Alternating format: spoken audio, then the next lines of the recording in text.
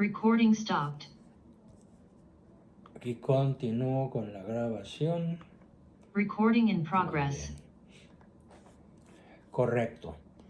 Bien, pues como lo anuncié en el flyer, en la lámina donde anuncio el tema de hoy, que por cierto, dado que en las próximas horas estaré emprendiendo un larguísimo viaje de regreso a casa, me voy a limitar en esta ocasión a exponer el tema, y el lunes, que ya estaré, Dios mediante, de regreso en mis oficinas normales, en el domicilio donde además tengo la casa de todos ustedes, el lunes ya reanudaremos las sesiones con el esquema de siempre, pero para no perder la continuidad, hoy voy a exponer un tema con el cual vamos a cerrar el ciclo de arranque de los primeros días del año.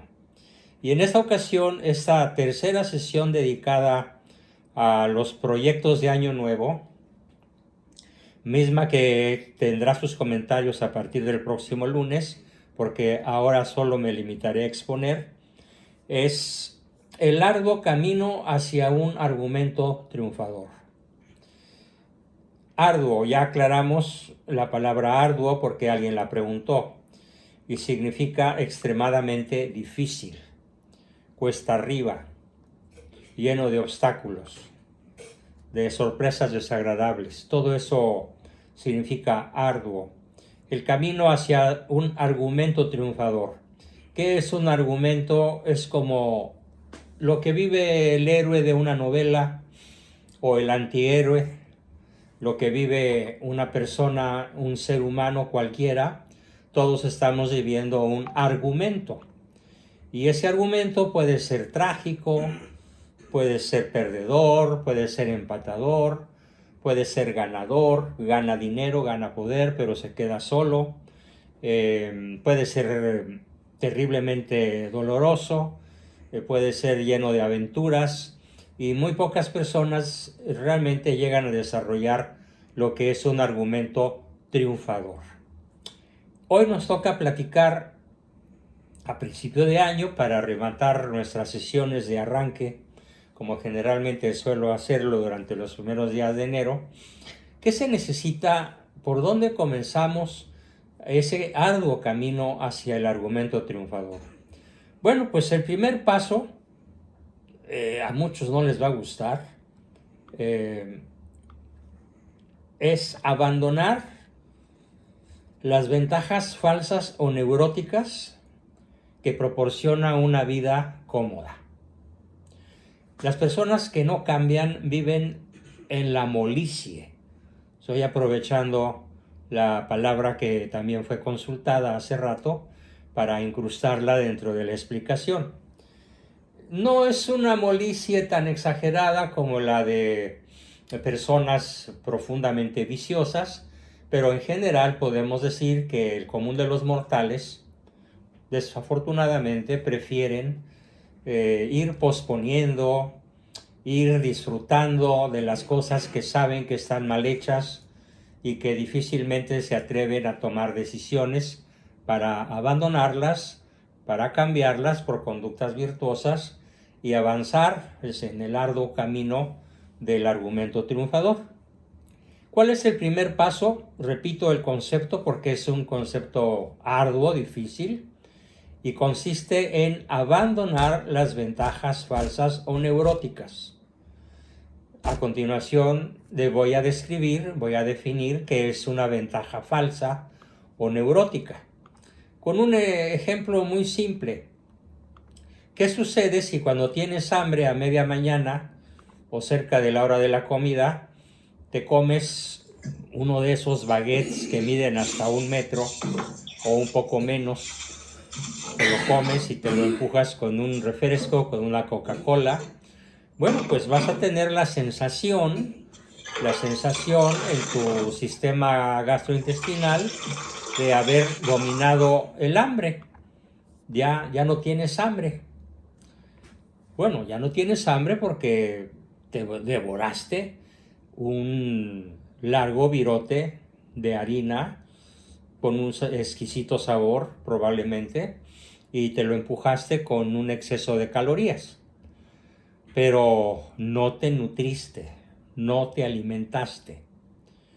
Así que entonces, de una manera analógica perfecta, una ventaja falsa es aquella manera de vivir tu vida o de vivir nuestras vidas, manera en la cual tenemos una vida cómoda, sin esfuerzo, en donde sentimos satisfacciones una tras otra, incluso en cadena, pero en realidad no estamos camino al bien, no estamos camino al fin último, no hemos emprendido el camino arduo, cuesta arriba, empedrado, lleno de espinas, que implica realmente caminar hacia el proyecto de argumento triunfador, sino que estamos concentrados, por ejemplo, primer ventaja falsa, en mantener un equilibrio psicológico ya conocido. Ejemplo, dicen las personas, vale más malo conocido que bueno por conocer. Entonces, las personas no se arriesgan, no toman decisiones difíciles, no toman decisiones audaces, no se atreven a ir más allá de lo que consideran sus límites, que valga la redundancia, son muy limitados, son muy estrechos, porque más vale pájaro en mano que ciento volando, o más vale malo conocido que bueno por conocer. Las personas que piensan o viven de esta manera nunca harán nada notable, nunca van a destacar en ningún terreno. Vamos, hasta para ser malos resultan maletas. Es la maldición que llamamos la mediocridad. ¿Sí? Obviamente no voy a hacer la apología del crimen, pero para hacer un crimen bien hecho, un crimen redituable, un crimen que le rinda muchas ganancias a los criminales, se requiere una buena dosis de audacia, se requiere una buena dosis de esfuerzo. El mal bien hecho reclama mucho esfuerzo. En este caso, no es ni el bien ni el mal, es el término medio abominable que no es el justo medio de la virtud, sino la mediocridad, en la cual te conformas con lo que tienes, pensando en que lo que tienes, ¿para qué lo arriesgas si ya es suficiente según tú? Pero no lo es. Entonces una persona con esas características nunca va a emprender el camino de un argumento triunfador, porque carece de audacia, de determinación, o como dicen los norteños, no está echado para adelante, está arrellanado, está viviendo en la molicie, está viviendo no en una santa e inteligente conformidad, no, sino en el conformismo, que no es lo mismo que la santa conformidad. Por ejemplo, con la voluntad de Dios. ¿Sí? Bien, es lo primero que hay que abandonar. Esa sensación de comodidad, esa sensación de que más vale lo que ya tengo que arriesgarme por lo que todavía no tengo. La ventaja falsa también sirve para llenar lapsos que de otra forma quedarían vacíos, porque da pereza estructurar maneras más complejas y más adultas de vivir la realidad. Hay quienes dejan pasar la vida sin hacer nada notable, pudiendo hacerlo. Claro, hay personas que no están dotadas para hacer cosas notables, porque no tienen la inteligencia, no tienen los recursos, no son favorecidas por las circunstancias para hacer algo notable, y no me estoy dirigiendo a ellas en forma recriminatoria, porque en ese caso no hay culpabilidad.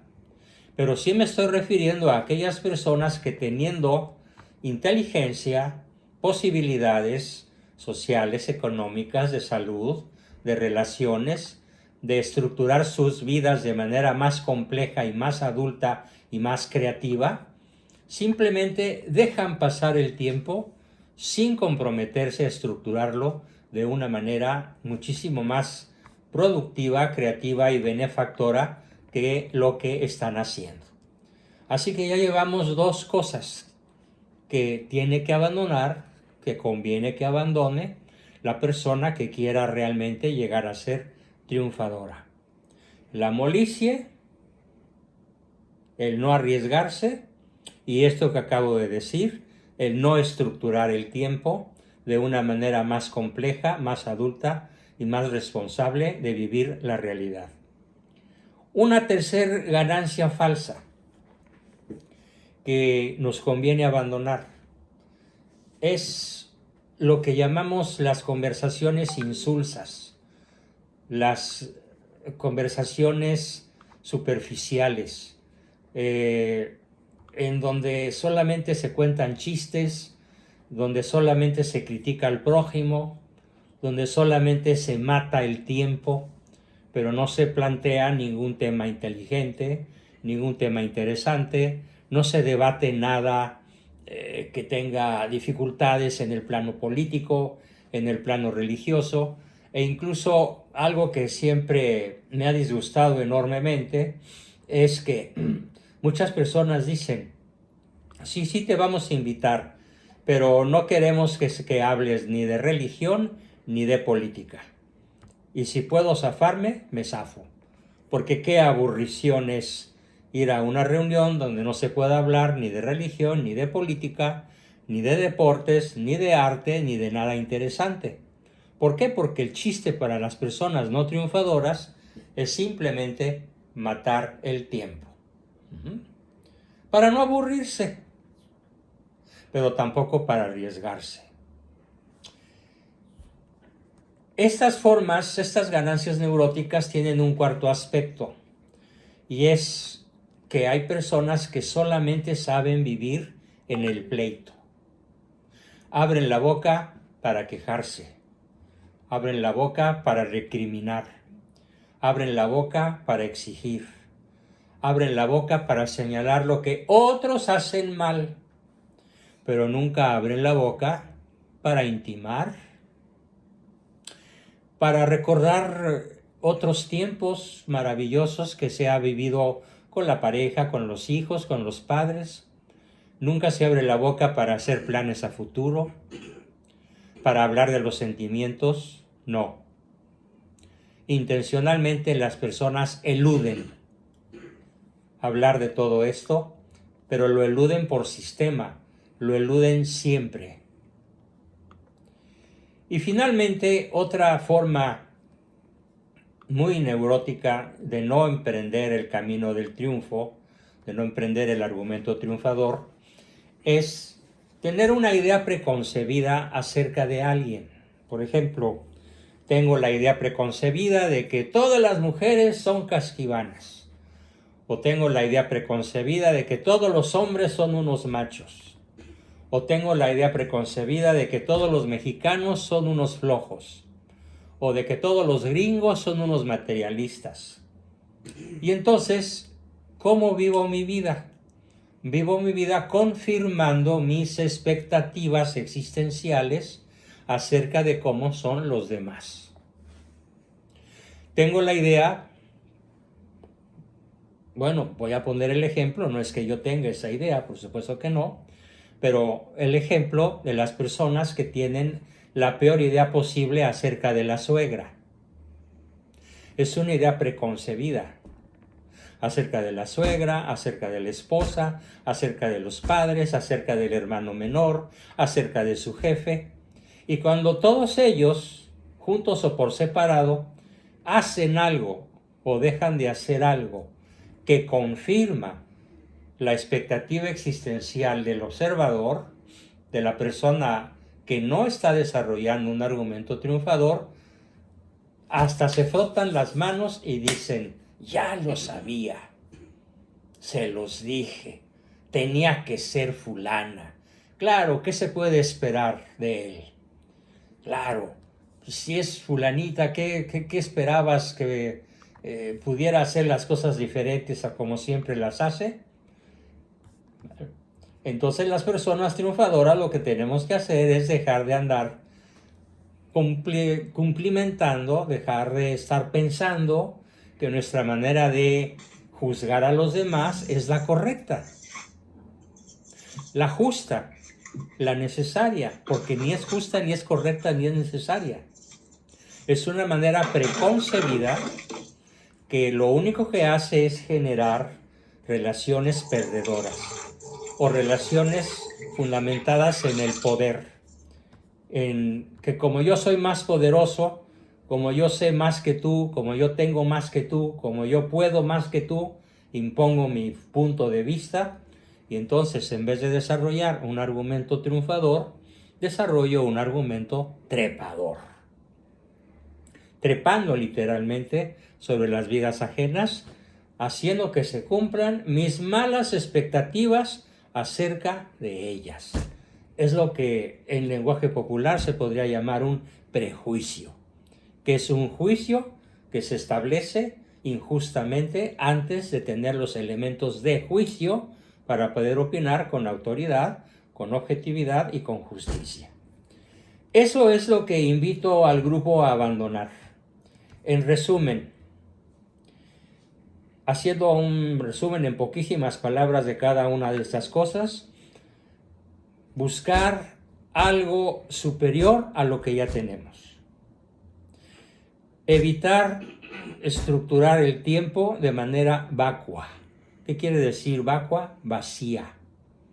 Llenarlo de significado.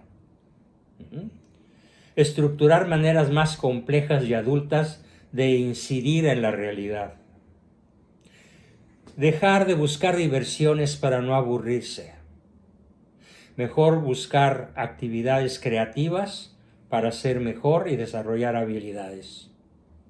Y dejar de confirmar nuestras expectativas negativas sobre los demás. Si somos capaces de eliminar estas 5 cosas, habremos emprendido un camino ligero de equipaje y con muchas posibilidades de éxito. Eso es para empezar. ¿De qué nos vamos a despojar? De lo que acabo de decir. Ahora, no basta con despojarnos. Ahora hay que hacer algo. Ya tiramos a la basura lo que nos estorba. Ya tiramos a la basura lo que no nos sirve. Bien, ahora, ¿y qué hacemos?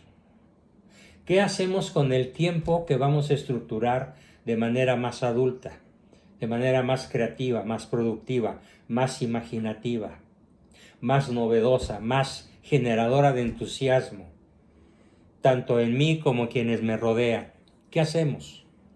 Bueno, lo primero que hay que hacer es abandonar la expectativa de que sea el otro el que primero cambie. No se puede, no se vale, no sirve, no funciona. El cambio no empieza por los demás. El cambio, como quiera que se le mire, empieza por uno mismo. Siempre el triunfador se pregunta, ¿cuál es mi parte para que las cosas vayan mejor? El triunfador no piensa, ¿qué te hace falta a ti para que yo me sienta mejor? ¿Qué me tienes que dar tú para que yo me sienta más realizado? ¿Qué me tienes que proporcionar tú para que yo me anime a hacer cosas? No, sino que es al revés. Digo, si quieren ser triunfadores, porque el trepador o el perdedor siempre va a estar pensando en que el cambio empieza por los demás, no por mí mismo. Sería el primer punto. El segundo punto.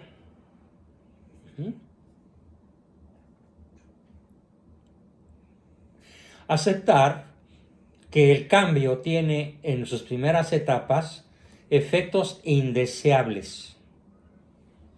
Tiene efectos de dolor, tiene sensaciones de malestar, tiene sensaciones de incomodidad, de alto grado de dificultad. Ningún cambio favorable, ningún camino hacia la virtud es fácil. Por eso es importante asumir que al principio de un camino lleno de triunfos en el futuro, tiene efectos indeseables en las primeras etapas. ¿Cuáles son esos efectos indeseables? Lo primero es que hay ciertas cosas que dejarlas duele. Me duele dejar el cigarro, es más, hasta la boca duele. Me duele dejar el alcohol, me duele dejar las compras de fruslerías innecesarias. Me duele dejar una relación tóxica. Me duele, me duele, me duele. Me duele dejar la línea del menor esfuerzo. Claro, causa dolor. Pero además, otras de las incomodidades, otros de los efectos indeseables durante las primeras etapas, es que muy difícilmente los demás nos van a aplaudir. Si los demás tienen vela en el entierro, como somos seres relacionales, aquí aplica el famoso dicho de nunca falta un roto para un descosido. ¿Esto qué significa? Voy a silenciar. Significa que muchas veces nuestros vicios personales están refrendados por los tipos de relaciones que sostenemos. Y que cuando una persona decide, por ejemplo, esto es un hecho real, una persona decidió dejar de frecuentar cierto círculo social porque se dio cuenta de que mientras no lo dejara de frecuentar, cada vez que iba con este grupo social, iba a llegar borracho a su casa. Y cuando decidió dejar el alcohol, los 8 o 10 amigos de ese círculo, en vez de emularlo, felicitarlo o seguirlo, se le tiraron encima y prácticamente lo obligaron a regresar. Es como el famoso cuento aquel de qué hacen unos cangrejos mexicanos cuando uno de los cangrejos trata de salir. Pues lo jalan más para abajo. ¿Y qué es lo que sucede con esos mismos cangrejos si son alemanes? Pues que todos se ayudan a salir y al rato ya no hay ninguno. Por eso el vendedor de cangrejos tiene a los cangrejos mexicanos destapados y a los cangrejos extranjeros tapados. ¿Por qué? Porque según el chiste sarcástico, los mexicanos se van a ayudar a permanecer en el fondo y los otros se van a ayudar a salir fuera. Bien, esto es una de las cosas más incómodas a las que nos podríamos tal vez enfrentar. El sabotaje de las personas que en vez de empujarnos hacia el triunfo, en vez de empujarnos hacia arriba y hacia adelante, nos van a tratar de hacer que permanezcamos adheridos a nuestras propias limitaciones, adheridos a nuestros propios vicios, a nuestros propios paradigmas improductivos.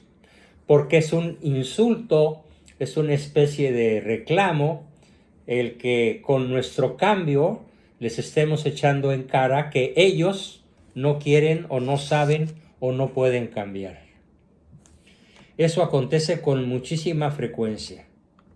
Aceptar, pues, que el cambio tiene efectos indeseables durante las primeras etapas es un paso ineludible. Y enfrentarlas, encararlas y decir, pues aunque tenga estos efectos indeseables, de todas maneras voy. De todas maneras lo hago. De todas maneras vale la pena el esfuerzo.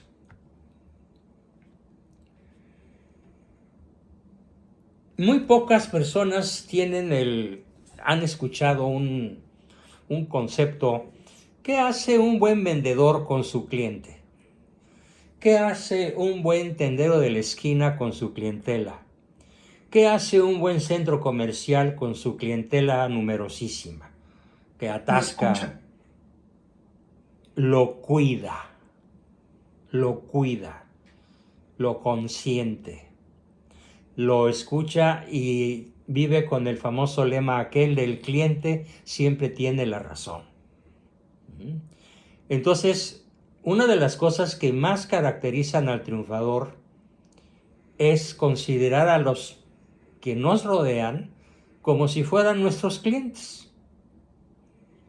Porque eso nos va a hacer muy conscientes de que hay que cuidarlos, de que conviene hacerle como hacen los que crían gatitos, que les embarran de mantequita las palmas de las patas, y entonces el gatito anda persiguiendo siempre su propio olor y nunca se va, hasta que se acostumbra a estar dentro de las 4 o 5 o 20 paredes de su casa.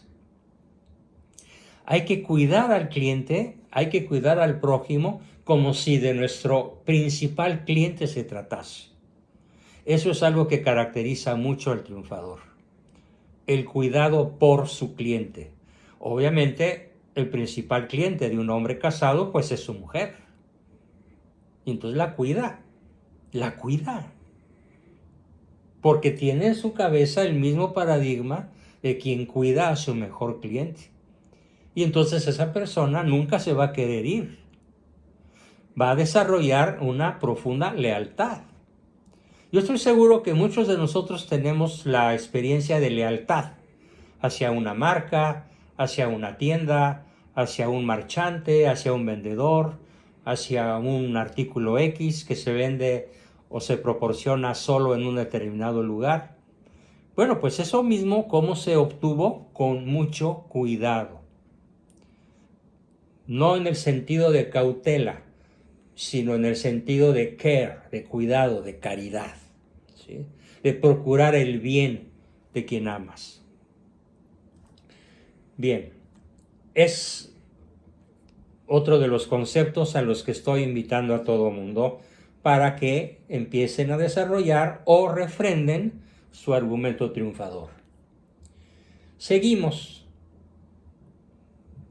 Dedica tu vida a algo que exista muchísimo más allá de ti mismo.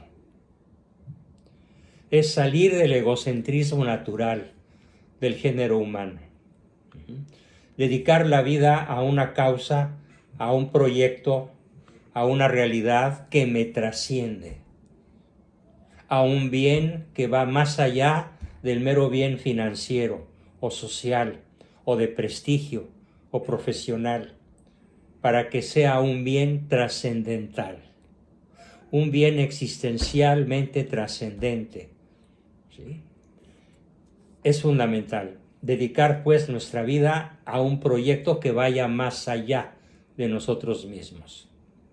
Como aquellos famosos marineros italianos y españoles que dieron con América, con estos terrenos donde ahora nosotros tenemos nuestra patria, y que siempre pensaban plus ultra, más allá. O como los romanos y los griegos antiguos, altius sitius fortius, más alto, más rápido, más lejos, más fuerte, que era el lema de los campeones olímpicos, triunfadores, los que se ceñían la corona de olivo. Una cosa muy difícil de asumir, que es algo muy distinto a lo que acabamos de decir, es el dejar de creerse siempre dueño de la verdad o de la razón. Porque el ganador o el trepador viven con la certeza de que siempre tienen la razón, invariablemente tienen la razón. Siempre he contado esta anécdota que me sucedió a mí hace algunas décadas en mi consultorio, en la época en la que todavía se podía dar consulta presencial. Un cliente en una ocasión, dando un puñetazo fuertemente sobre mi escritorio, me dijo: mire usted, doctor Abascal, yo nunca me equivoco. Así que si le digo lo que le estoy diciendo acerca de mi vieja, es porque yo nunca me equivoco. Preferí quedarme callado, se levantó y se fue. No habían pasado ni 3 minutos cuando regresó, se me quedó mirando fijamente, yo todavía no emprendía otras actividades, y me dijo: vengo a hacer una corrección. Y por dentro de mí pensé: vaya, ya reconoció que sí se equivocó alguna vez, ¿Qué creen que me dijo? Bueno, mi rectificación consiste en decirle que me equivoqué una vez que creí haberme equivocado. Y se fue. Nunca volví a saber de él. Bueno, qué fácil es encontrar personas así, que creen que cuando se equivocan, se equivocaron de haberse creído equivocadas. En vez de decir simplemente perdón, ¿sí? Tienes razón, me equivoqué. Es fundamental en el triunfador el me equivoqué, el tienes razón. Lo dice más veces que el de te lo dije, yo tenía razón. Podríamos decir que cuando menos 51-49, idealmente 6-4, idealmente 7-3, es más frecuente que el triunfador diga perdón, me equivoqué, a que diga te lo dije, yo tenía razón. ¿Por qué? ¿Cuál es la base filosófica de esto? Es una base filosófica formidable, extraordinaria, que nunca me cansaré de ponderar, y es la siguiente. La verdad es absoluta, y a veces nuestro conocimiento de la verdad es absoluto, a veces. Pero la mayoría de las veces, nuestro conocimiento de la verdad, aunque ella sea absoluta e invariable e inmodificable en sí misma, nuestro conocimiento es perfectible, dudoso, incompleto, mejorable, profundizable, ensanchable.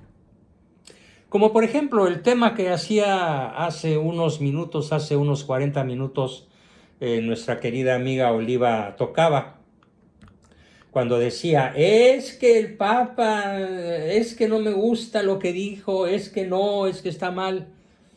Bueno, entonces yo dije, desde el día 19 que salió esta carta hasta la fecha han pasado algunas semanas y yo mismo he reflexionado y he aprendido cosas que no sabía y voy a planteárselas al grupo cuando las acabe de profundizar o cuando considere que ya habré enriquecido mi opinión.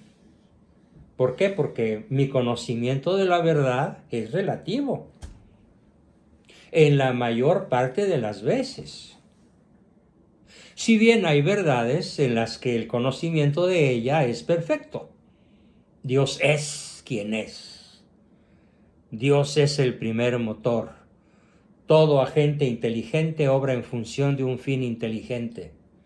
No existe la casualidad, solo existe la causalidad.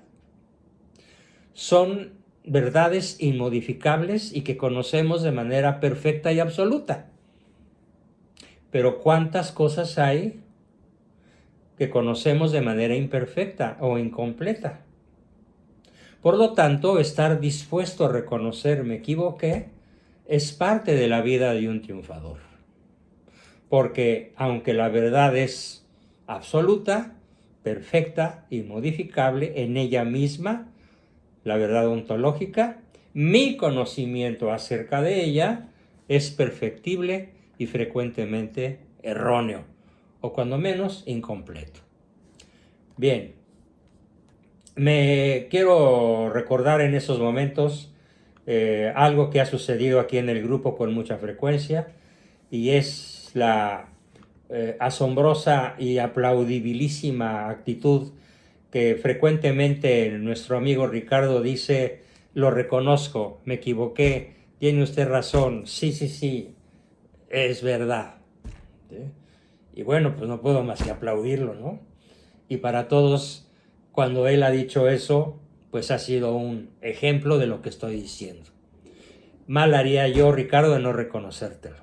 ¿Sí? Saludos. Bien, continuamos. Algo de lo más difícil, abandonar algunas relaciones disfuncionales, intermitentes, dolorosas, improductivas, esclavizantes, moralmente inválidas, moralmente injustas, intoxicantes. Llámenle como quieran. Tal vez la palabra más correcta sea relaciones tóxicas. Lola, corre, así se llamaba una película magnífica donde una chica aprende a huir de todos los adultos que la rodean y que son tóxicos. Hasta acá termina la película diciendo: he aprendido la gran lección de que más vale sola que mal acompañada. Analicemos nuestras relaciones. No tenemos la obligación de cargar a propósito con personas moralmente o psicológicamente tóxicas. A menos que, claro, la relación de filial, la relación conyugal, la relación paternal, qué sé yo, fraternal, pues sea parte de lo que la vida misma o Dios quiere mismo que nos hagamos cargo. Pero para qué ir a buscarle senos a las culebras cuando las podemos evitar. Es más, ni siquiera te pares en un terreno pedregoso, donde puedes encontrar relaciones difíciles, si ya con las que tienes bastante. Pero ya que estás en alguna de ellas, hay que identificarla, y es preferible hacer un gracioso mutis, una graciosa huida, inteligente huida, que seguir sufriendo lo que no tenemos la obligación de sufrir. ¿Sí? Bien. Algo muy difícil en nuestra cultura, muy difícil porque es una parte muy especial de la psicología del mexicano a escala nacional, es jugar el juego de la víctima. Todos los días en la mañanera asistimos a una cátedra doctoral sobre el juego de la víctima. Ustedes saben, hace rato alguno de ustedes comentaba qué tosudos, qué contumaces, qué tercos, qué necios son esos familiares nuestros que insisten en vivir en una adoración irracional por el bulto de palacio. Claro, se identifican con la víctima. ¿Y a qué juega todos los días este bulto de palacio? A hacerse la víctima.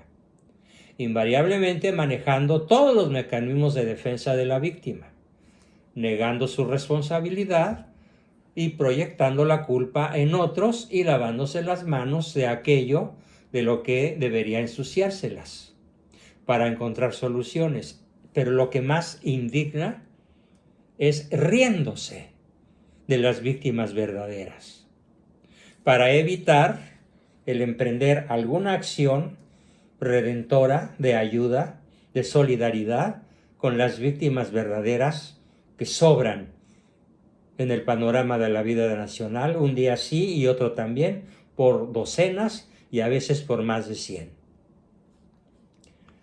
Así que hay que abandonar el juego de la víctima, en donde siempre otro tiene la culpa de mis tragedias, siempre otro tiene la culpa de mis desventuras, siempre otro tiene la culpa de mis fracasos. Todo el mundo, excepto yo. Hay algo muy difícil, cambiando de punto, sobre lo que todavía tenemos tiempo de proyectar, para que lo vayan asimilando, y es que en vez de censurar o criticar al que no sabe,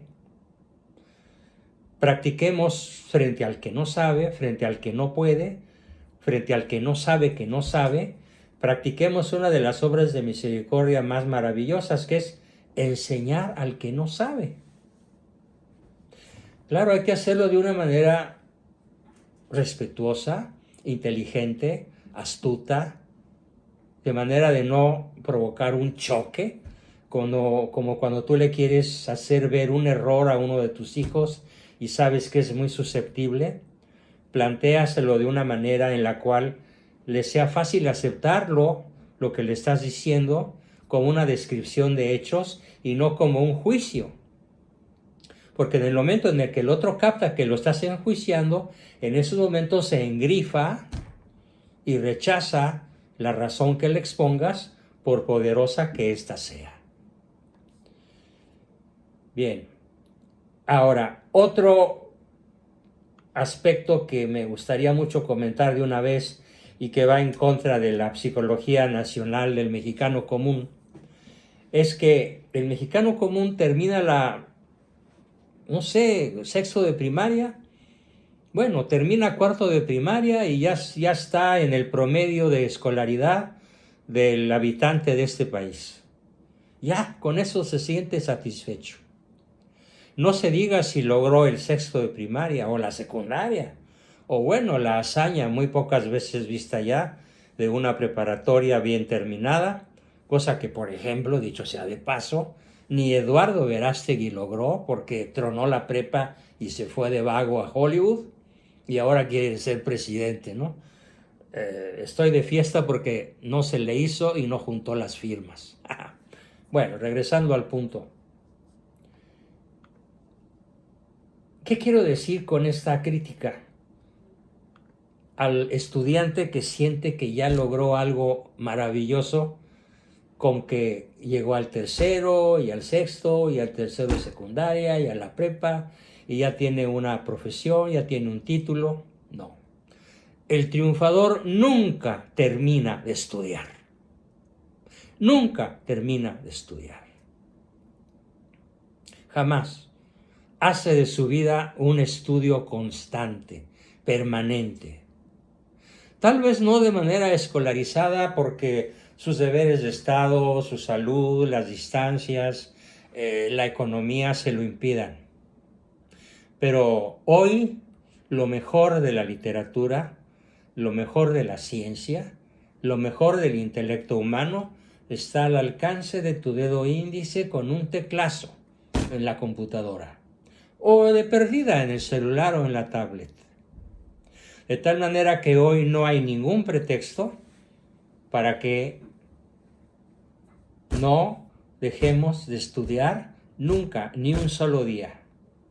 Ser un estudiante profesional es posiblemente uno de los rasgos del argumento triunfador más notables, más agudos, más permanentes a los que puede tener acceso. Ser un estudiante permanente por el resto de la vida de todos y de cada uno de nosotros. Bien, pues con esto terminamos nuestra exposición de hoy.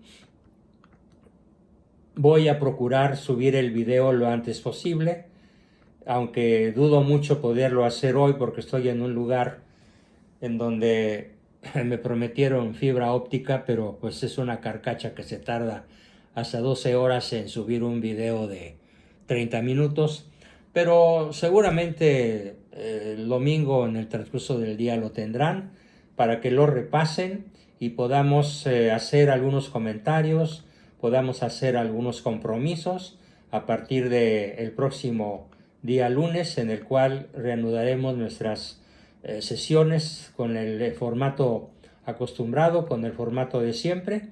Por hoy, dado que en las próximas horas tengo que hacer un viaje de regreso muy largo a casa, quiero despedirme de todos con estas palabras, deseándoles un muy feliz y venturoso año nuevo, en el cual todos decidan emprender verdaderamente un argumento triunfador.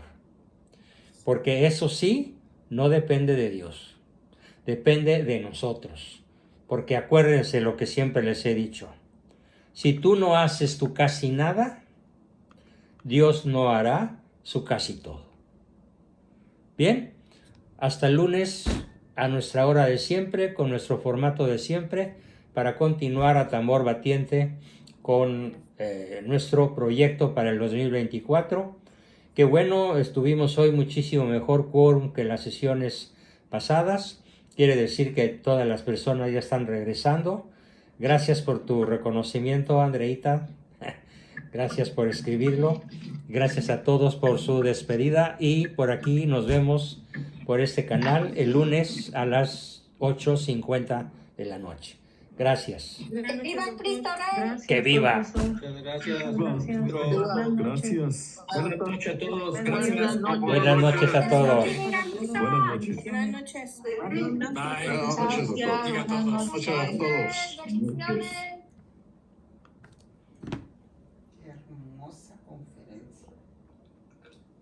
¿Mm? Qué hermosa conferencia. Ay, mi vida. Te admiro tanto, mi vida. Pero más que nada, haz de cuenta que me traslado cuando te conocí, te oí así, se me caía la baba. O sea, no. ¿Qué cosa te dijo Andrea ahorita? Andrea, me escribió, muchísimas gracias, profesor. Qué lindísima su clase. No sé. Más bien tú, ¿Eh? más bien tú. Lo que ella quiso decir es que hizo lindísimo Y tú dale, pues. en tu clase.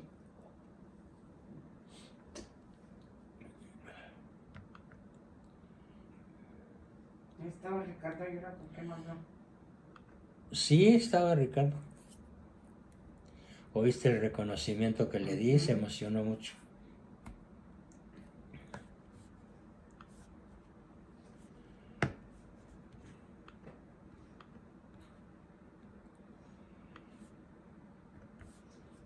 Me ibas a decir de tu secretaria.